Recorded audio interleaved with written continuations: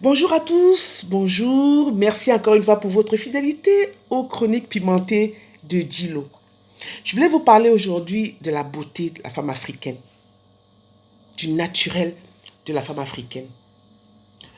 Et, preuve à l'appui, je viens devant vous tel que je suis, sans maquillage, sans sans peau Coca-Cola thé, naturel, parce que je n'ai pas le syndrome de la plantation.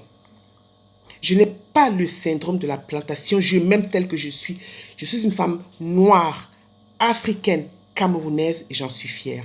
Et quand on me voit, on sait qui je suis, on sait d'où je viens. C'est la raison pour laquelle je voulais dire aux femmes qu'il y a quoi? Il y a quoi?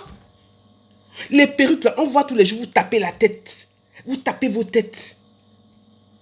On voit tous les jours le yérou. Hein? Vous bagarrez la lutte avec vos cheveux, pourquoi? Vous bagarrez la lutte avec vos cheveux, pourquoi? Vous avez vos cheveux naturels. Vous mettez des perruques. Mais ça pue. Avec la chaleur qui fait dehors, ça pue. Peut-être que vos maris ou vos copains ne vous disent pas la vérité. Mais ça pue. Quand vous allez vous coucher le soir avec eux là. Soit vous voyez même, ils ne respirent pas. Hein. Ils peuvent même mourir comme ça. Ils peuvent mourir hein, parce qu'ils ne respirent pas. Ils font semblant. Hein? Ils ont honte de vous dire que c'est pas bon, que ça sent mauvais. Hein? Quand ils sont avec vous, ils vous voient avec les cheveux, avec le yérou. Vous êtes obligé de mettre des perruques pour cacher le yérou.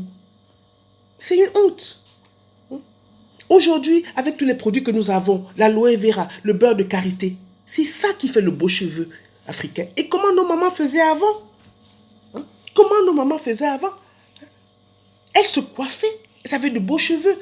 Il y a les tresses africaines, c'est de l'art. Il y a le foulard, c'est de l'art.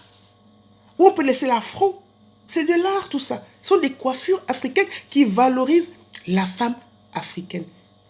Il y a aussi une responsabilité des hommes. Hein. Parce que quand vous allez dehors avec vos maîtresses là, elles ont toutes les longs, les faux cheveux. Donc vous complexez vos femmes en faisant ça. Vous les complexez. Hein? Elles se disent, mais voilà, donc mon mari c'est ce qu'il aime.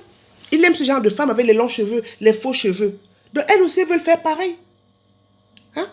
Vous devez valoriser vos femmes dans tout leur naturel. Il y a aussi les enfants. Dites-moi un peu.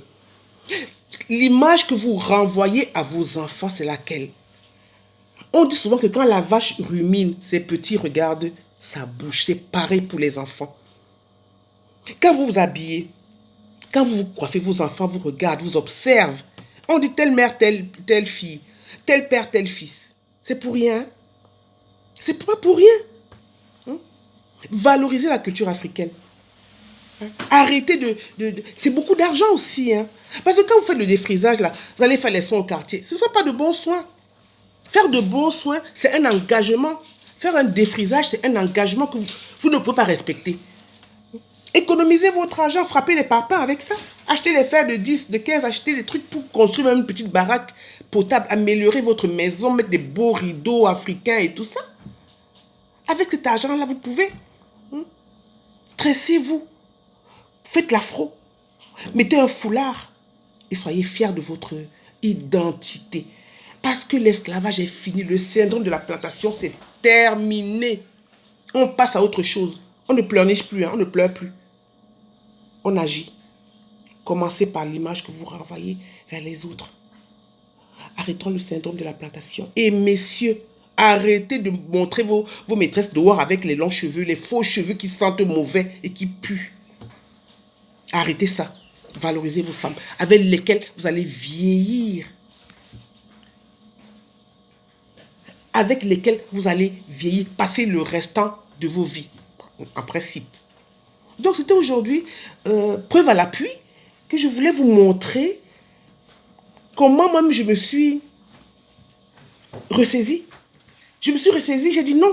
J'ai commencé, je mets ma voix, ça m'a dit, maman, non, non, non, non, non. Garde tes cheveux naturels.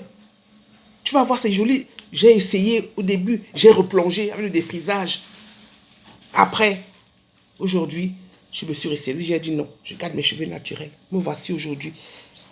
Vous qui mettez les perruques là, vos cheveux sont comme ça. On va se filmer, on va montrer. Chacun va montrer ses vrais cheveux. Vous allez voir. Lancez-vous. Parce que c'est une grâce. Lancez-vous. Et vous verrez que vous serez contente. C'est très facile à entretenir. Mettez l'aloe vera. Mettez le beurre de karité. Et vous verrez. Moi, quand je passe dans la rue, ou dans le métro, ou dans les bus, quand les gens m'arrêtent. Tu vois une belle fille à côté avec les faux cheveux. Mais c'est moi que les gens regardent.